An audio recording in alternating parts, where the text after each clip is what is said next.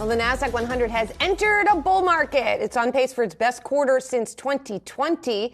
The S&P 500 is also rallying, reversing most of its losses from the banking crisis. Our Jared Blikre is here at the Wi-Fi Interactive with a breakdown and to talk to us about it here. So, yes. Jared, really interesting here. It looks like like we were talking about, the best quarter since 2020, possibly the best first quarter going all the way back to 2008 for the Nasdaq 100. But we'll have to see how it goes today and tomorrow. Yes, and 2008, one of those infamous years. That was before, well, that was right in the middle of the global financial crisis. Lehman would be 9 months later. But let's take a look at the Nasdaq 100 here. When we talk about bull markets and how they are defined, as well as bear markets, there are different definitions, but what we're dealing with here is a 20% rise off of the most recent low. So you take this low that we had in December and you go all the way up to this close here. Guess what? That is 20% finally. This one just missed it by a hair. How different is the market today than it was 6 weeks ago? Well, that's arguable. So 20% is a bit arbitrary. Let me show you something else. This is the second bull market that the Nasdaq 100 has had, and the first one was a failure. Here is late 2021. This was the all-time peak in the Nasdaq 100.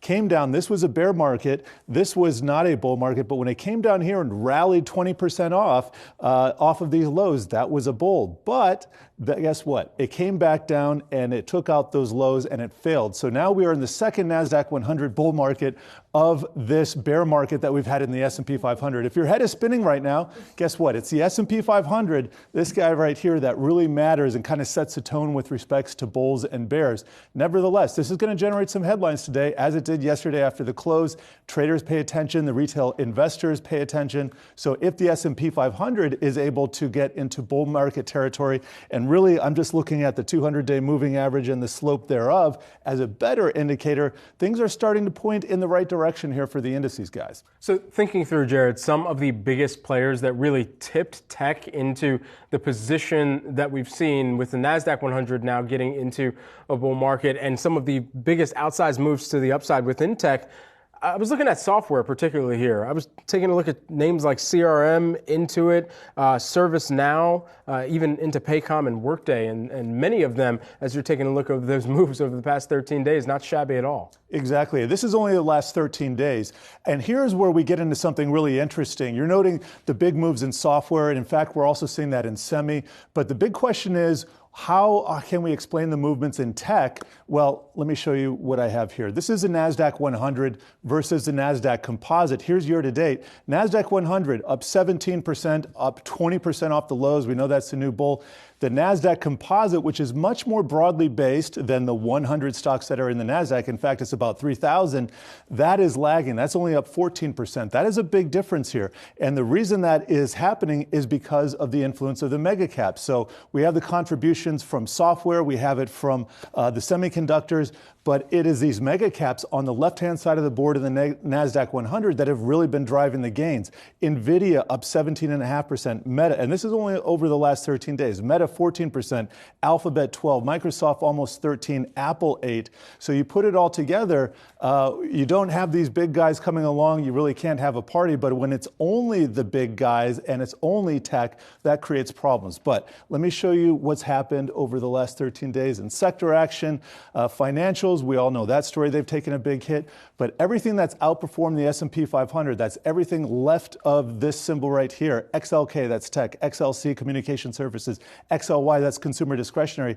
Those are the mega cap sectors, and those are what's outperforming. Yeah, and a couple of additional points to make. I mean, part of the outperformance has also been the rotation out of the financials in some part and into tech, which is kind of oddly seen as a haven right now as interest rate expectations are coming down. That's also something that perhaps has helped technology. But when you talk about the divergence, by the way, between the Nasdaq 100 and the composite, I just noticed another subgroup that has not done well this year, and that's biotech. I was looking at the XBI, which is the biotech ETF. Now, some of these are in the, not necessarily in the NASDAQ, but a lot of them are.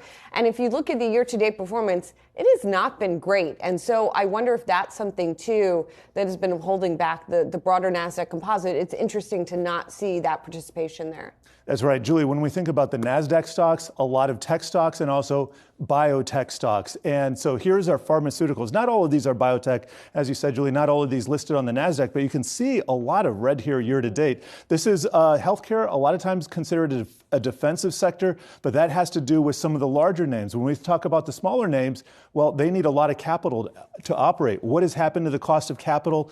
It has gone up dramatically over the last year. A lot of smaller companies, and you'll see this in the performance of the Russell 2000, a lot of these smaller companies are struggling to refinance debt. The longer this bear market, well, not in the Nasdaq 100, but the longer this stagnation goes on here, the greater that will increase. Now, here's a 10-year T-note yield. I want to show you one more thing here. Here's a 3-month chart. Here is the beginning of March. We saw the 10-year pop above 4% for the first time in a while. Then it came down and crashed below 3.4%. This was a huge move. And with this downdraft in yields, that's what facilitated the mega cap trade. That's what facilitated the tech trade, because people are looking at those longer duration assets that require a lot of capital. They're thinking, all right, the economy may be turning, the Fed may be pivoting at some time in the future. And that is what is behind this huge move and this rotation that we've had into the NASDAQ stocks, into tech stocks that we didn't have last year.